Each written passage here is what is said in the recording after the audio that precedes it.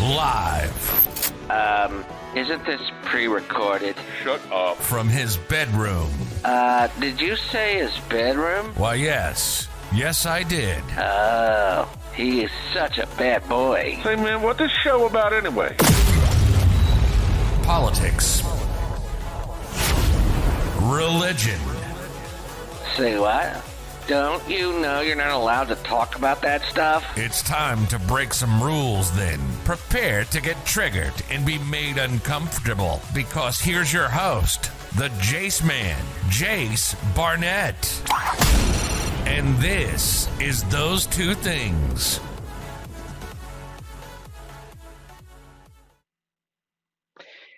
Hey everyone, welcome back to another edition of Those Two Things. And yes, as I just told you, I am the Jace Man. Okay, so here's the thing.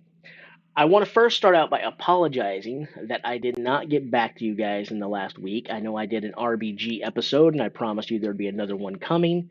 Then there was a tragedy in our family, so that took me out of the loop for a week. So I do apologize, but I'm back now, and it does seem like that has been the story of the show so far. Something keeps happening, and I apologize to that. I'm promising you guys that at some point very soon now, we are going to get into a Monday, Wednesday, Friday, every Monday, Wednesday, Friday thing with this podcast. So it's coming. I don't assume that life is going to keep blowing up on me forever. So I do apologize, but like I said, we had a family emergency, and that took precedent over this little show. So unfortunately, we're not going to really get into too much of the RBG stuff right now. However, there will be more episodes about that because, of course, we've got to talk about Supreme Court justices and stuff. So there's a lot to talk about, even though we won't be revisiting RBG necessarily, a show dedicated to her. Okay, but we will be unraveling and unfolding the nomination process, which, as we already know, Amy Barrett has gotten the nomination. We will cover that in pretty good length as we go through her vetting process and things of that nature. There'll be plenty to talk about there, and we will do so on this show because, again, we talk about those two things that you're not supposed to talk about, politics and religion. As you guys know, I said it before, I'll probably say it again. I am a conservative Christian, so I like to present that right up front if you've never seen the show before, so that you know where my bias is right off the bat. I don't try to hide from it, unlike a lot of other people. What I do say, though, is you're not going to find too many people like me because I'm aware of my bias, but I keep my bias in check. First and foremost, I'm a critical thinker. And if you are a critical thinker, I do believe that you can enjoy this show whether you are a liberal loon or a conservative nutbag. If you're a conservative nutbag like me, even though I'm going to tick you off because I am pretty outspoken, and when we do something wrong, I'm going to hold us in check, and you may not like that. If you're a critical thinker, you'll probably respect it. If you're a liberal loon, you probably won't like much of my opinions and much of my places. But if you're a critical thinker, I think that you'll find something in the show to like and at least respect my ability to talk about things rationally, logically, and with a line that can be tracked A through Z rather than jumping all over the place and showing my emotions. That's not what we're about here. I believe in critical thinking. I believe in having an open mind, and I really believe in improving our society and me. I want to be a better Jace man, and I believe the only way to do that is to challenge myself, to have others challenge me, to let them challenge me, to encourage them to challenge me, and I do it to others. There's another thing, like a lot of times we live in a day and age where everyone is offended about everything. And I was just saying this to a friend yesterday, that just because someone is offended, that does not mean that they have been wronged. Okay? And in addition to that, we live in a day and age where correcting someone can be seen as offensive and can be seen as being a jerk. And I like to squash that thinking, because if you actually care about someone, you should want the best for them. And if you see someone struggling with something or doing something wrong, you should want to intercede and help them get it right. That's not being combative. That's not being a butthead. In my opinion, that's an exercise in love. If you see someone who is working on their vehicle, by the way, if you guys ever see me outside working on my vehicle, come rescue me. Please intercede, interject. I might be offended. I won't be. I might be offended. I won't be. I might be offended, but don't let my being offended stop you. Okay? Please, please come show me the right way to do things because I don't know. I'm clueless. You know? And so I truly believe that sometimes people do get offended and people do get upset when you try to show them the right way to do things. But if you're doing it because you have a vested interest in helping them to succeed, if they get mad at you for it, that's their problem. That's not yours.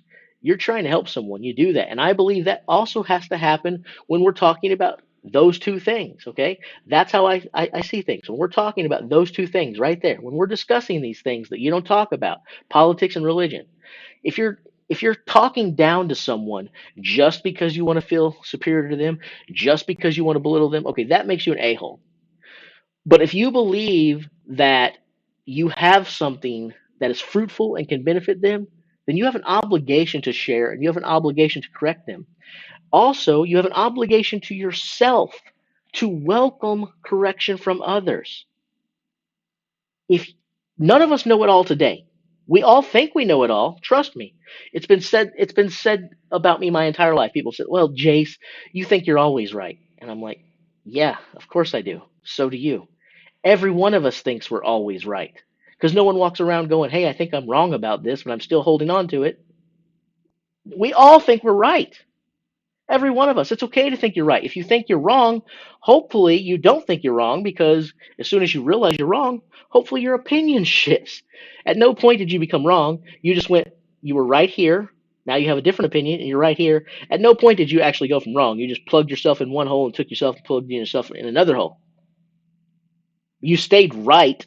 You stayed right here the entire time you thought you were right. But once your opinion shifted, you remained right, your opinion just changed. And that's okay. But none of us walk around going, I truly believe that this opinion that I hold is wrong, but I'm going to keep it.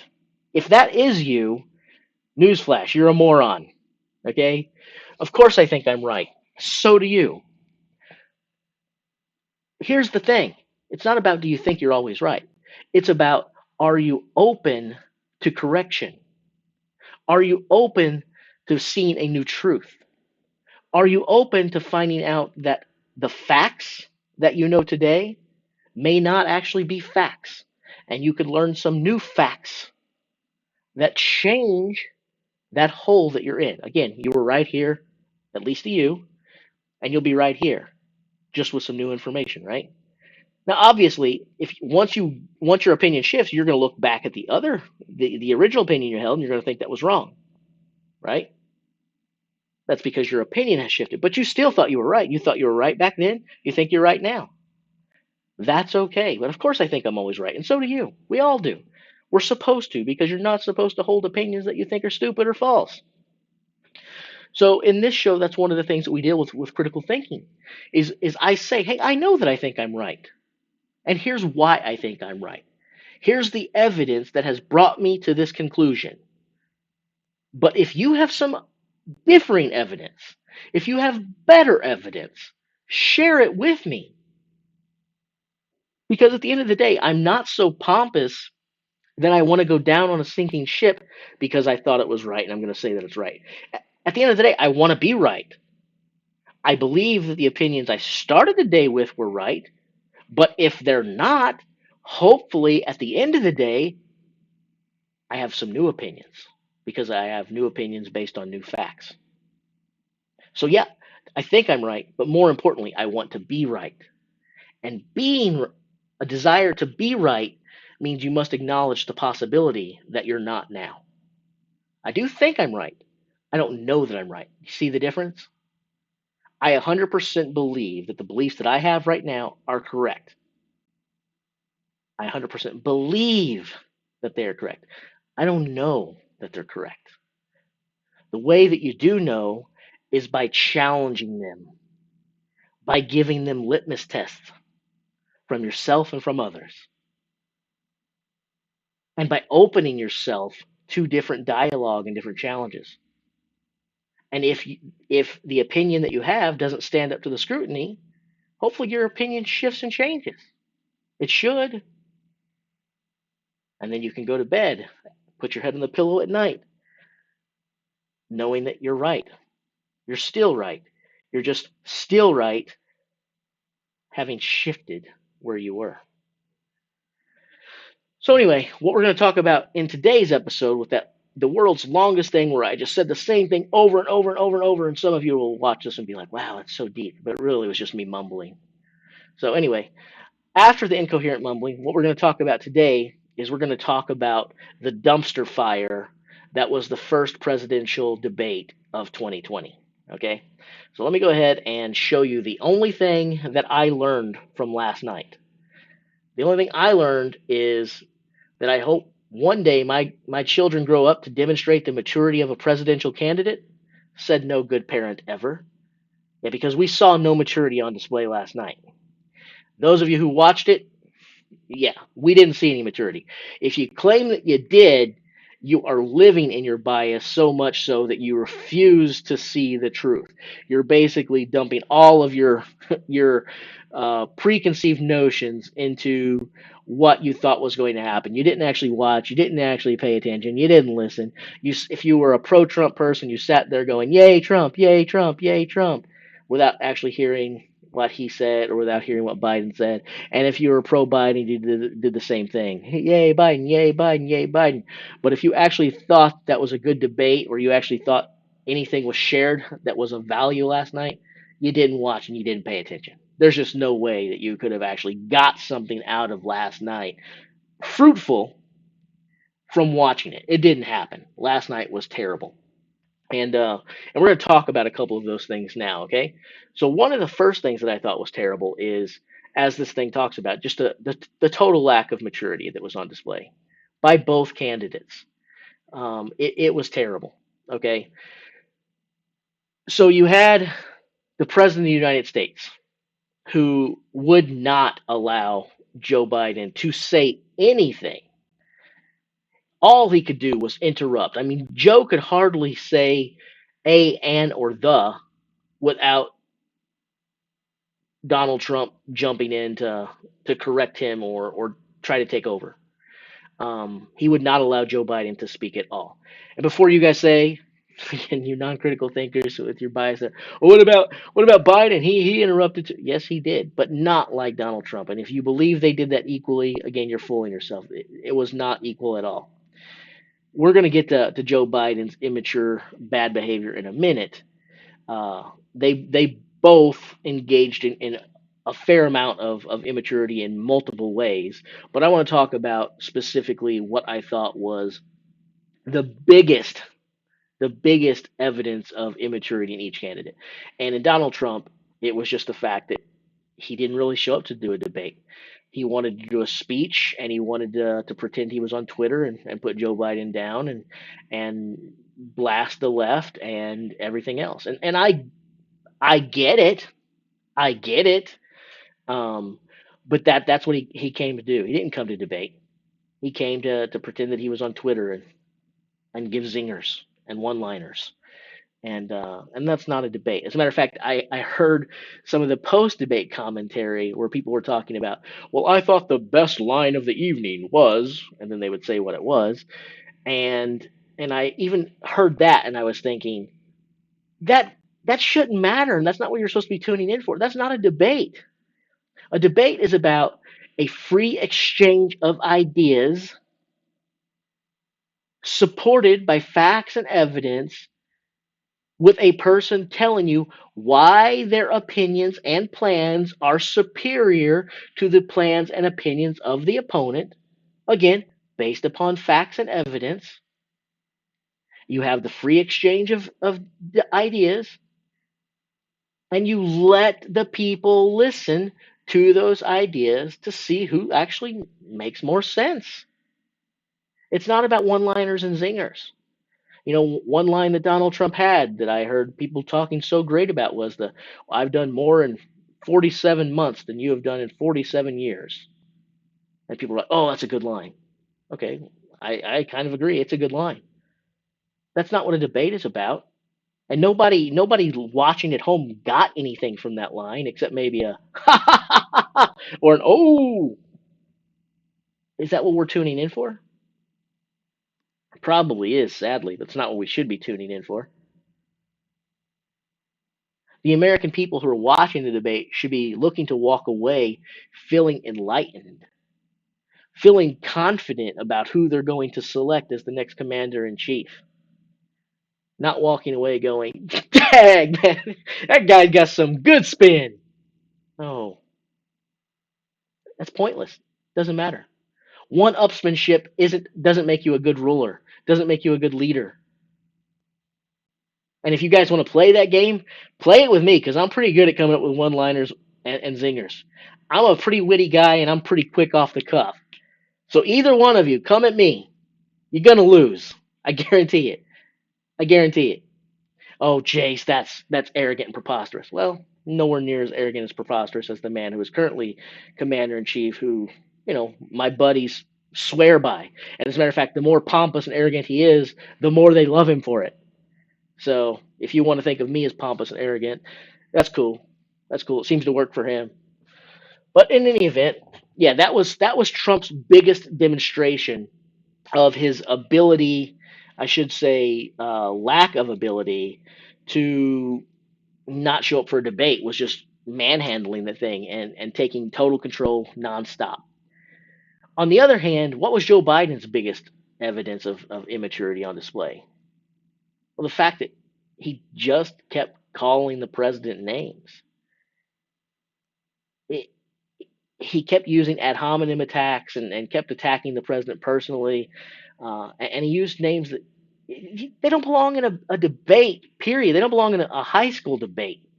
For kids, they certainly don't belong in a debate between two adults trying to determine who's going to be the leader of the free world.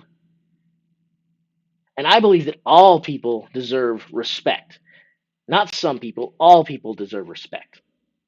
And I don't necessarily know that you should treat some people better than others, but I do believe that whether you like someone or you don't like someone, if they are in a position, you should respect the position. And we had a moment last night where, at one moment, Joe Biden called the President of the United States a clown on national TV. Many of you might agree. Many of you might agree. I'll be honest, there's plenty of times when I think Donald Trump is pretty clownish. I wouldn't call someone a clown in a debate. There's there's no exchange of intellect in that display. There's certainly no reverence or no respect. And again, it doesn't benefit the American people at all. It doesn't. You shouldn't be calling the commander in chief a clown on national TV. Not even the only name he called him, but we'll just stick to that one because that was one that really stood out to me, and I was like, jeez, it's so immature. And then let's talk a little bit about the debate itself, because there was no debate. I tuned in to watch a debate. I did not get to watch a debate. No debate took place. What I saw was a couple whiny brats playing cat. Meow, meow. Clawing at one another. It was pathetic. Well, let's talk a little bit about who won. Neither person won. That's the truth. Who lost? The American people. We lost. But here's in general. This is not just about last night's debate. This is about my feeling of presidential debates my entire adult life. It really was to the extreme last night. But what I'm basically getting ready to explain to you is how I have felt the last 25 debates that I have watched. But I really felt like it was turned up. It was really turned up to the extreme. It was 10 or 11 on the dial last night. But I have long thought that debates on TV are pointless and stupid. And here's why. I want to actually tune in and watch a presidential debate someday. I would love to do that. I would really love to do that. But I don't think I ever have. And that's not what people are tuning in for. Here's the fact. When you have a presidential debate, especially with a two-party system, you've got a Republican puppet and you've got a Democratic puppet. And I know Donald Trump is the iconoclast and he's not a Republican puppet. I get it, okay? Parts of me would agree that he's not a puppet. Maybe he should be a little more puppeted rather than being so boastful. However, I would say this: while he may not be a puppet, so to speak, he's also smart enough. I know this. Those of you watching who hate Donald Trump simply because he's a Republican or for one of the many other reasons that you might hate him will not give him credit for being intelligent. You don't have to. And whether you think he's the smartest man in the world or the dumbest man in the world, I will tell you this: he's certainly smart enough to know how not to piss off or upset the people who support him. And that's the big reason that presidential debates in general are stupid. With a two-party system especially, you have a Republican puppet. Again, pay attention to what I mean by puppet. I'm not saying, hey, they're telling him what to do. You've got a Democratic puppet. Now, the puppet, what I'm talking about is two people who are smart enough to know what their voters, their base, want to hear. They already know what positions they're supposed to adopt and why. So what happens is, if you are a Republican and you're tuning in to watch the debate, you already know that you agree, not in every issue, not in every way, but in general, you agree with the Republican candidate and you disagree with the Democratic candidate. You already know that. So when the Republican speaks, he's going to speak from a position that the Republican Party would espouse, the same position that you hold. So when he speaks, you're going to go, yep, totally agree. Why wouldn't you? Because they're echoing back to you what you want to hear. And when the Democratic candidate speaks, they're going to say things that you're opposed to. But you knew that you were opposed to their positions before you put the channel on. Because you knew you're in opposition with one another. So when they speak and say the things that the Democratic Party will support, you're going to go, that's ludicrous. That's, oh my God, seriously? How could you, why would you even think that? That's just stupid. And it seems like you're surprised that you agree so much with the Republican candidate, and you're equally surprised that the Democrat can be such a fool. When you shouldn't be surprised on either side, because it echoes what you already knew before you turned the program on. That you agreed with the Republican guy and you disagreed with the Democrat guy. And this illustration that I just laid out works the exact same way if you're a Democratic viewer. You're going to turn in already knowing, predisposed, that you agree with the Democratic candidate and you disagree with the Republican candidate. Ergo, when the Democrat speaks, yay. The Republican speaks, boo. That's what happens. It's a big charade. And very few people in the country, by the time that we get this close to the election, haven't already made up their minds. And those undecideds, to be honest, they're not watching the debates.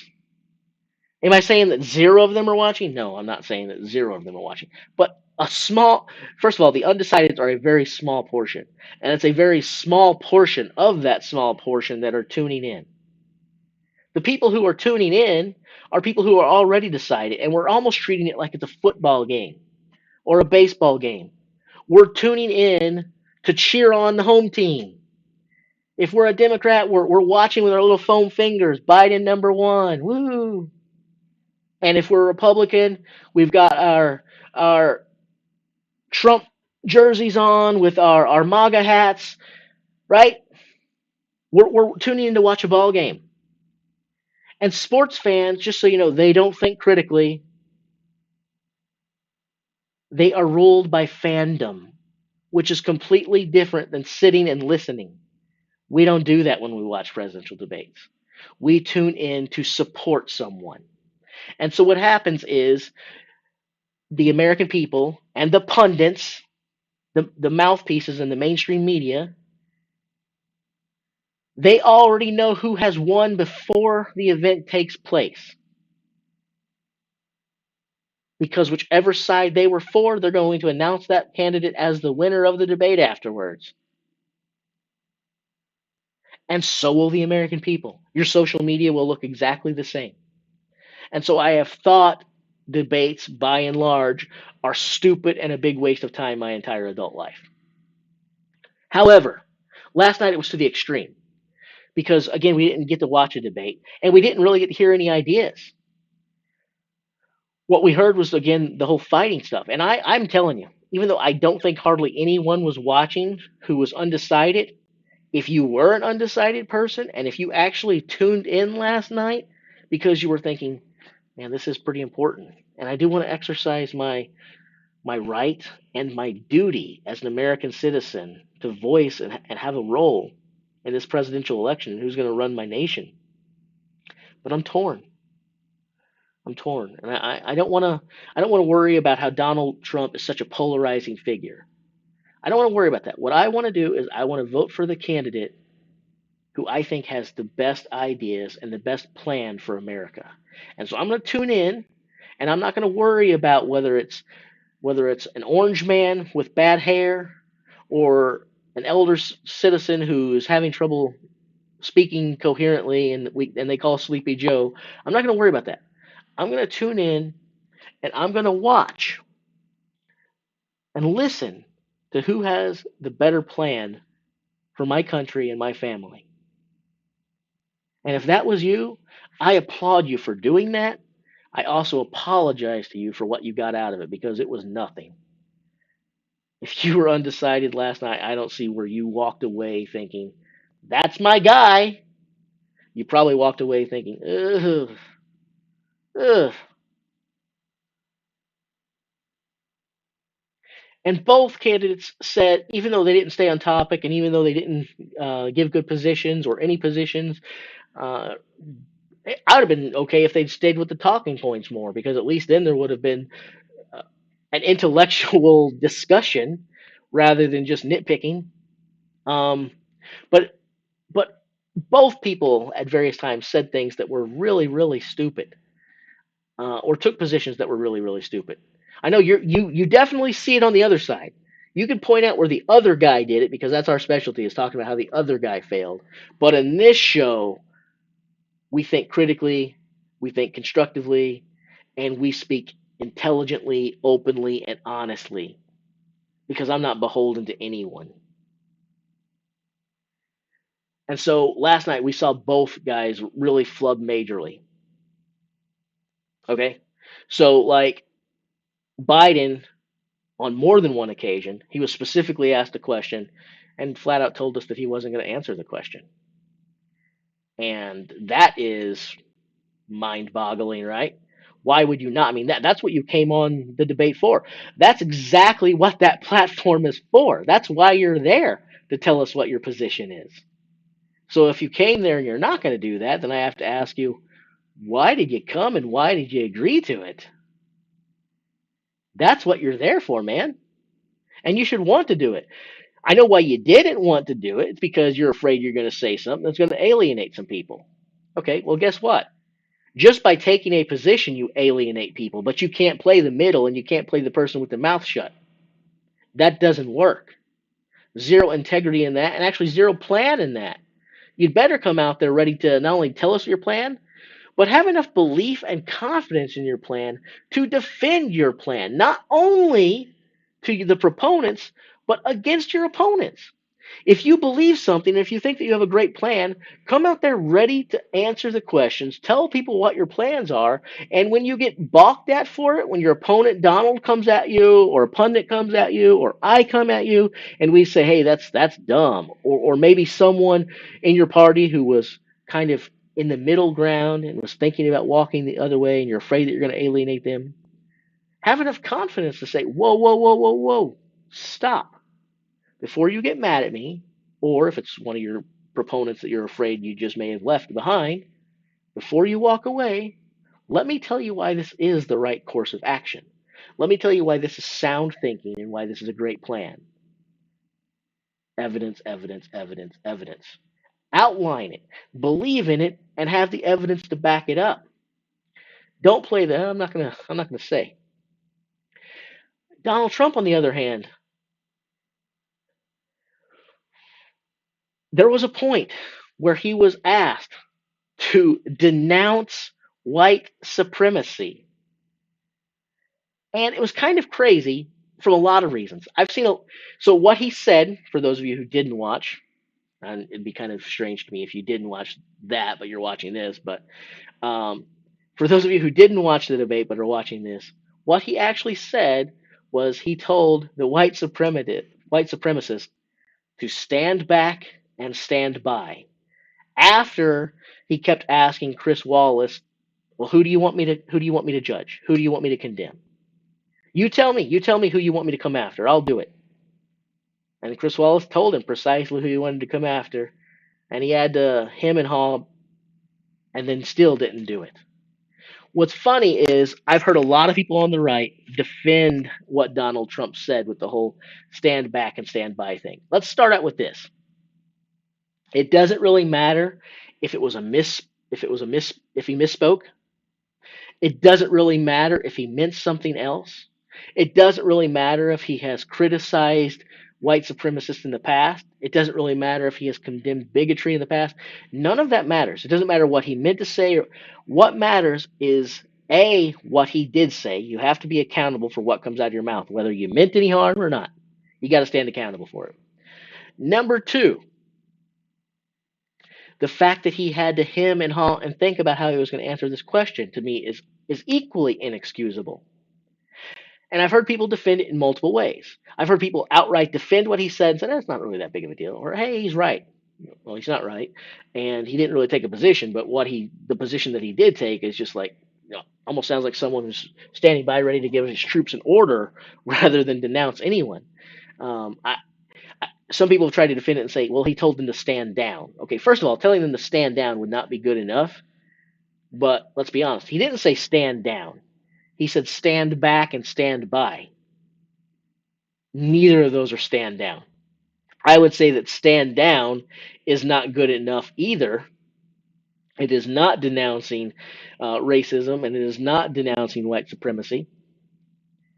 If you did say stand down, that doesn't cut it. That's not good enough. But he didn't even do that. Okay. Here's why stand down isn't good enough. Because again, like I just said before, it really sounds like you're ordering your troops. It sounds more like a ceasefire. Stand down. That's where you're talking to the people who already agree with you and you're saying, put your guns down. You're not really telling them that you don't support their position. You're not really telling them that they're in the wrong. You're just saying, hey, let's stop firing. That's not denouncing, and that's not saying that someone is wrong. Those are not the same. But he didn't even do stand down. Stand back and stand by. That sounds more like wait and wait for further instruction. Now, I doubt that's what he meant. I really doubt it. Again, it doesn't matter. It came out of his mouth, and it's inexcusable. And I've heard people defend it again by saying that what he said wasn't wrong. Well, it was. And I've also heard people say that the other part of it was terrible was how they're mad at Chris Wallace again. It's, well, how dare Chris Wallace ask that question of Donald Trump and then not ask Joseph Biden to denounce BLM and Antifa? How dare Chris Wallace? Okay, first of all, if you want to act, or if you not act, maybe you truly believe that Chris Wallace was biased and was in the pocket of Joe Biden. Guess what? There's probably an awful lot of Joe Biden viewers who thought that Chris Wallace was biased and in the pocket of Donald Trump. We think and feel exactly the way we want to think and feel. Our observations are not based in reality. They're based in our own bias. But that aside, let's say that you believe that Chris Wallace was squarely in the Joe Biden camp. You think that he was a biased moderator who wasn't doing his job. To which I would say to you this: that does not absolve or excuse Donald Trump's words. Donald Trump is responsible for the content that comes out of his mouth. Whether Chris Wallace asked him a question and didn't ask an equal question to appease you to the opponent is kind of irrelevant. Forget kind of irrelevant. It's completely irrelevant. Okay? There's several things at play here. First of all, you can't hold Joe Biden accountable for a question that he wasn't asked. It's like, why didn't Joe Biden tell BLM to knock it off, and hey, you guys are doing wrong out there. First of all, he also, not first of all, I've already said first.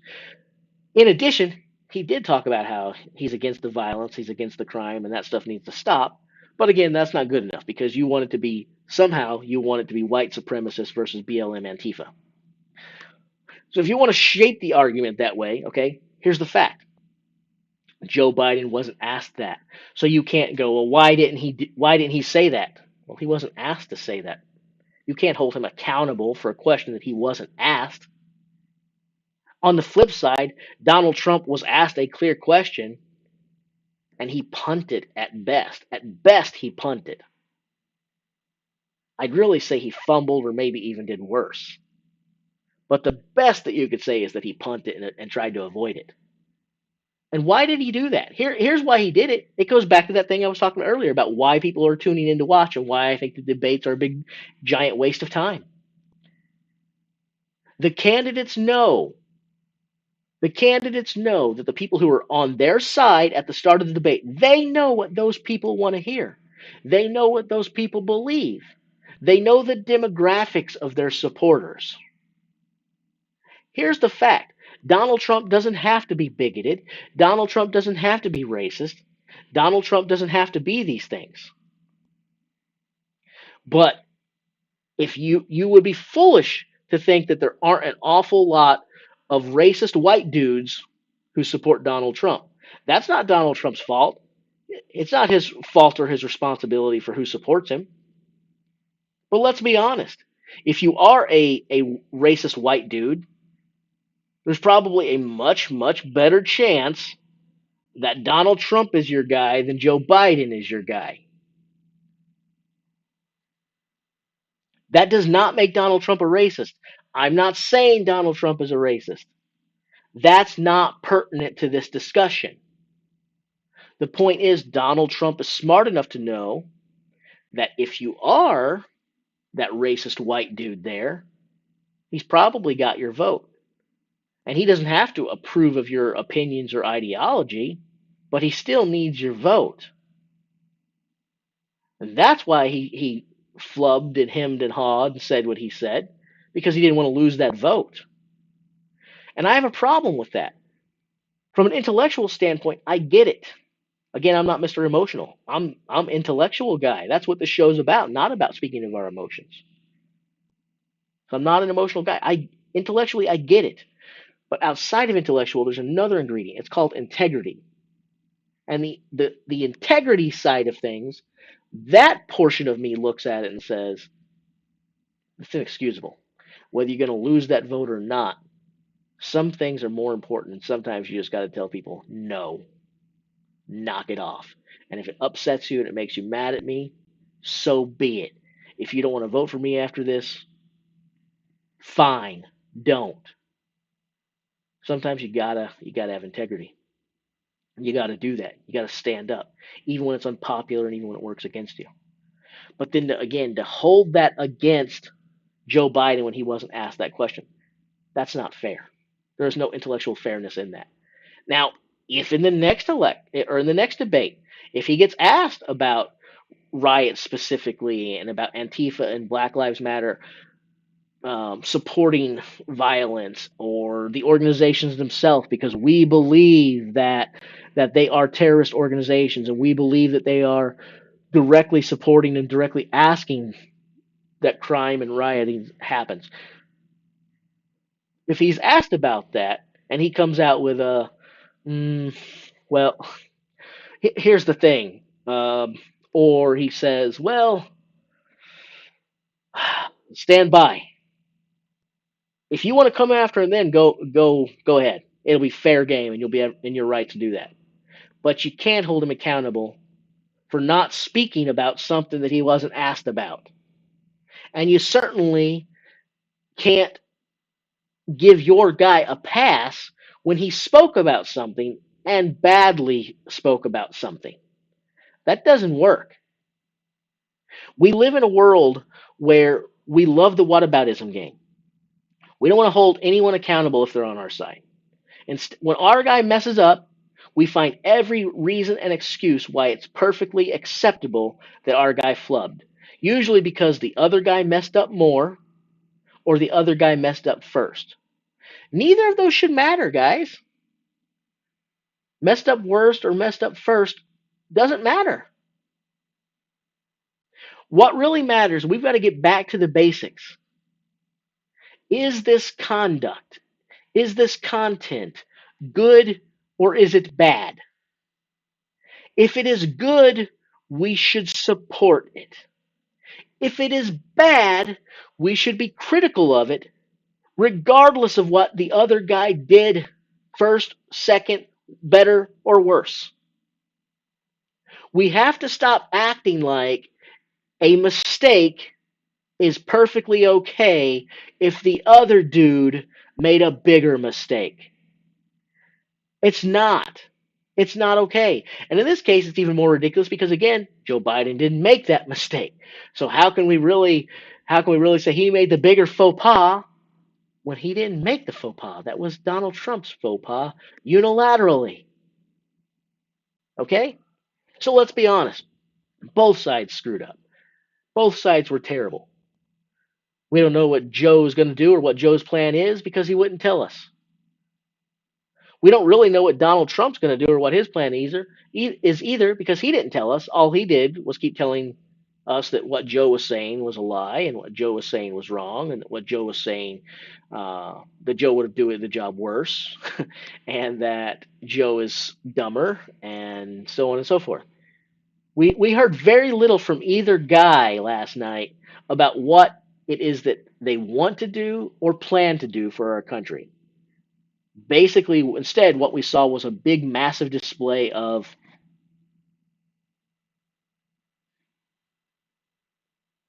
you're a big screw up. You're a big dummy. You have no morals. Who are you to talk about morals? It was terrible. My brother didn't watch the debates, and he's always ill-informed, and I kind of kid him about that and make a little bit of fun of him and tell him that he should be more engaged. He should care more about what's going on. I found myself being jealous of him last night and thinking, man, I wish I could have skipped it.